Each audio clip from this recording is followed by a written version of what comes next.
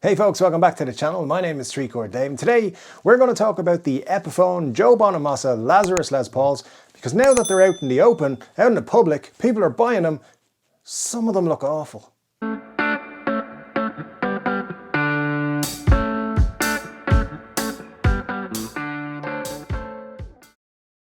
Yes folks, the Lazarus from Epiphone and Joe Bonamassa in just a moment. Before we get into it, just want to remind you, on Saturday night we're going to do 3-Chord Dave live once again here on YouTube, so don't miss out. Last couple of weeks it's been a lot of fun. We've been streaming for a couple of hours and we've been talking about music, guitars. Bring your questions, bring your beers, bring your friends, bring whatever. Definitely a good time has been had the last few weeks, and I'm sure we're going to have a lot of fun again this week. So pop along, and if you don't want to be bothered working out or remembering what time 10 p.m. Irish time is in your location, just hit subscribe, hit the notification bell, and make sure to choose all notifications. That way, when we go live, you'll get a little notification. You can come join the fun, ask any questions you want. So definitely make sure you're here on Saturday. And the other thing, just before we get started with the Epiphones, is in the description below, you'll find a link to the Jamstack 2. That's a link provided by my subscriber, Marsha, where you can get $70 off, free shipping, and a free bag when you purchase the Jamstack 2, which is shipping in early 2022. It's a portable amplifier that you can use with any guitar pretty much. You want to check out all the details on the link below. It has all the information and it looks very cool. Now, Epiphone and Joe Bonamassa have been making guitars together for quite a while, and this year's variant is the Lazarus Les Paul, which is a 1959 reissue, but like in the same colors and everything as the Joe Bonamassa version, his Lazarus guitar, which was a barn find, which I did a video about up here, and you can just check it out when this guitar was announced and all the information was leaked and all that sort of stuff. And yes, thank you to the over 100 people who either left me a comment or sent me a message in various means to tell me that these guitars were released yesterday. I appreciate it, but I do appreciate it. Thanks very much, guys. Now, let's talk about these guitars though, because they do seem pretty cool. And just in case you are not up to speed, as I said, they're a 1959 Les Paul standard reissue from Epiphone. They've got Gibson burst buckers, which is a big win for those of us who like Epiphones. Mahogany body, mahogany neck.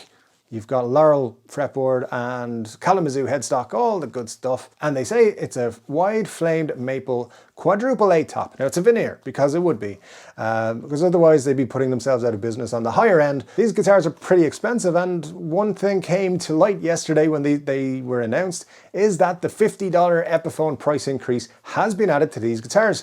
Here in Europe, we were expecting them to be 899 euros. Instead, they are 939 in Thomann, and I'm sure in other retailers as well. And I think the price increase has also been added to Sweetwater, although a couple of their pages did show $899 as the price, but $949 was on the main product page when you click through to that.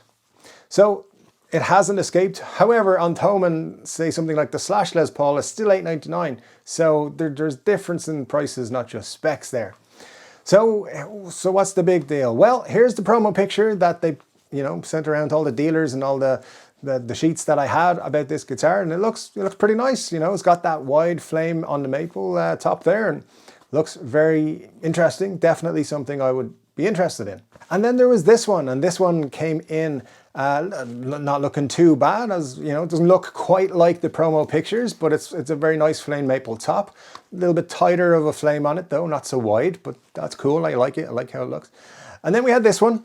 Yeah, it doesn't look as good, but still not too bad. Not too bad. But I have to say, if I took this out of the box, I'd be slightly disappointed in it, but still it'd be fine. We could make it work. But then this happened. I saw this picture of one of these guitars on Reverb today, and I just had to share it with you guys because I think this puts some doubt in my mind as to whether I want to actually pick up an Epiphone Lazarus Les Paul. And when you see it, I just want you to remember this is an actual listing from the Epiphone website. You can see it quite clearly here. Wide flamed maple top. Okay, quadruple A, whatever. Now take a look at the guitar that someone immediately has put up on Reverb. It is a plain top, pretty much. And look, if you're going to sell a plain top, that's fine.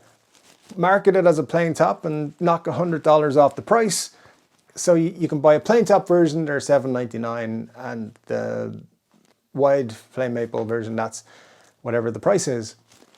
But this looks terrible. It doesn't look good.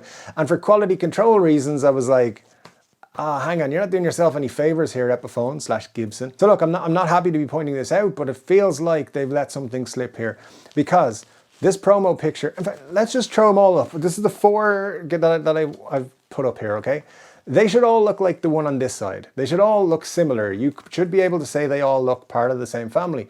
And apart from the color, you can't really do that. So a couple of caveats, okay? Photography will be different, there'll be different lighting, there'll be different cameras used and stuff like that. So things will not always show how good they are in person.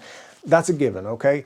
But you can still tell a flamed maple top from a non-flamed maple top. You can still tell a plain top from anything else, any kind of figuring, you know, like a quilt top, for example, will still look really good in photography, in most photography, no matter what you do.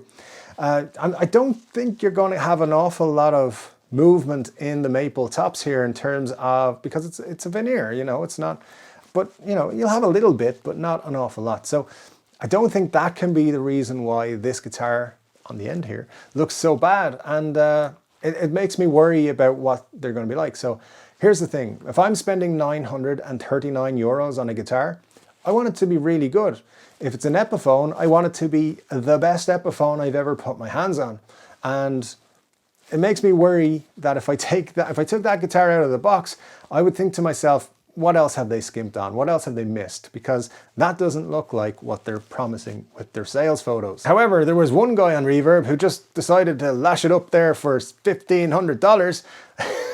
I think he thought he'd got one super early, and he'd got it like during the week at some point. So yeah, buddy, you're not going to get your premium there, but it does raise an interesting issue. So the Joe Bonamassa guitars in recent years have appreciated in value quite a bit. In fact, if you wanted to pick up now one of the the Amos Flying Vs from a couple of years ago, those are now going for close to $2,000. I think 1,700 euros was the last price I saw for them. So, you know, and I think they started at $899, maybe $999. So quite expensive, but they've almost doubled in value.